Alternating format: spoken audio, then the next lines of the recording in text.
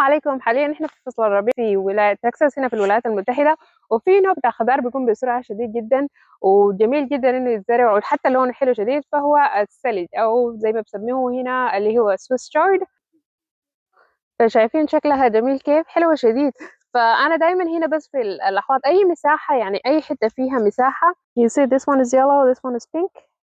في حاجات حاليا ممكن تقوم، يعني حتى في فصل لما الدنيا تبدأ تدفى وبتقوم كويس جدا، لكن أنا بزرعها بين أنواع بتاعة الخضار الثانية الطويلة. فهسه أنا هنا قدام في الحوض ده زرع فلفليات، ومن ورا شتلت اللي هي خيار. ففي الوسط حقوم أزرع ثلج، أو ممكن أزرع اللي هو فيجل احنا بنسميه راديش، فيجل، أو ممكن أزرع بنجر اللي هو بيتس. فالحاجات دي ممكن أزرعها في النص، والشتلات بتاعت الفلفليات والخيار، اللي هو الخيار حيكون متسلق فحتظللها. فكويس جدا ممكن، يعني الزول ممكن يستفيد من المساحات ويزرعها في النص بين الخضار. حاجة تانية برضو مثلا ممكن الجزر، الزول ممكن برضو يزرعه في الوسط. الكويس في الفجل انه لما تزرعه جنب الخيار بيمنع اللي هي الحشرات الآفات، فكويس جدا.